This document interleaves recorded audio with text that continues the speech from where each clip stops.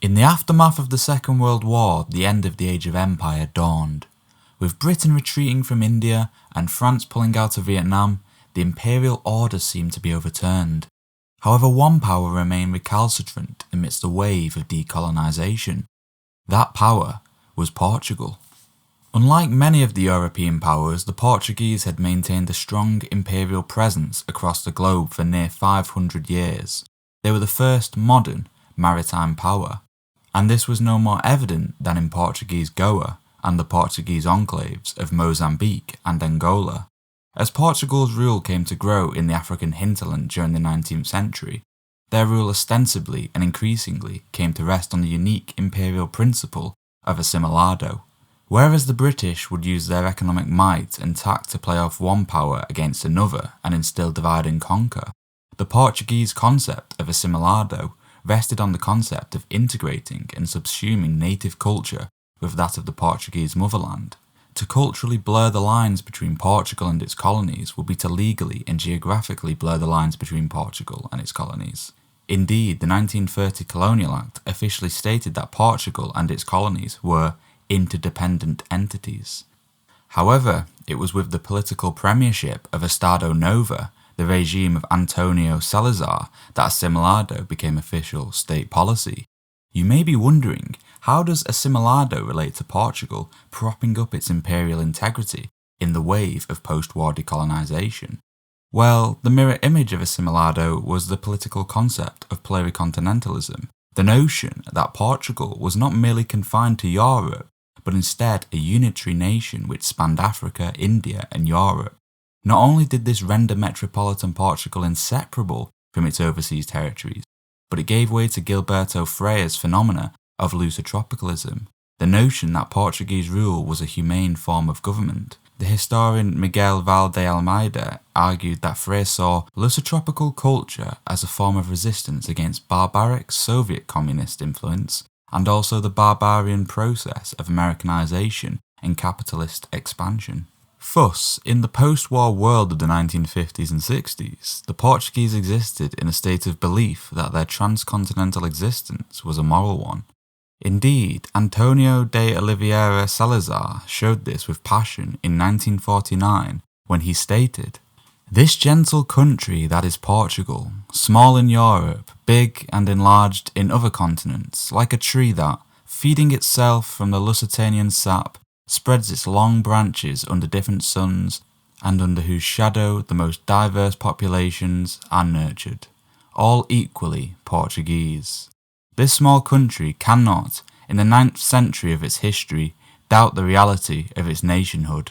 This reality, in which we include its independence, its organic unity, and its civilizing mission, is a premise or point of departure that is not debatable, and hence from this corollary, one who's not a patriot cannot be considered Portuguese."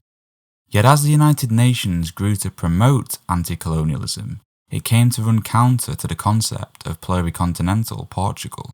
As Daniel Gorman has argued, the manner by which colonial societies achieved independence as sovereign states in the late 1940s and 50s fundamentally changed and shaped the parallel emergence of ideas and institutions of international governance, particularly at the newly created United Nations. Portugal's empire was a hangover from an imperial age, but it was not one which would give way so easily, and Salazar made sure of it. At first, when Portugal joined the UN in 1955, it engaged in semantics to preserve its empire. In a method which historians have termed colonialism in denial, its overseas colonies became classed as overseas provinces, and thus managed to avoid critique.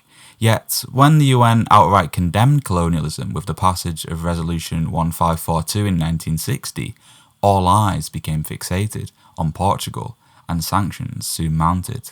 Yet context was king. Though Portugal was, at its heart, an imperial power, it was too a staunch opponent of communism, and in the arena of the Cold War, this was crucial.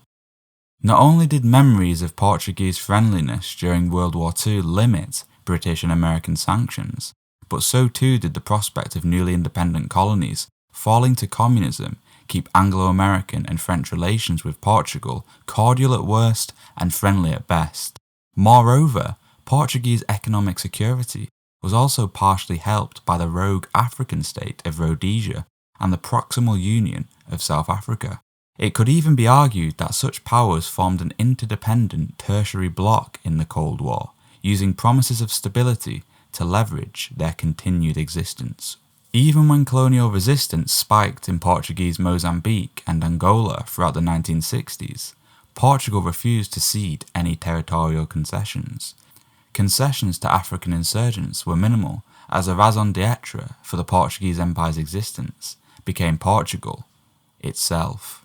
A prime example came in 1961 when India invaded the small Portuguese territory of Goa. In shock, Salazar exclaimed, "Do not expect the possibility of truce or of Portuguese prisoners, as there will be no surrender rendered, because I feel that our soldiers and sailors can be either victorious or dead." Even though India did annex Goa, Portugal's Estado Novo did not recognise this transaction. Only from within did the empire fall. It had put up all manner of barriers to dissolution.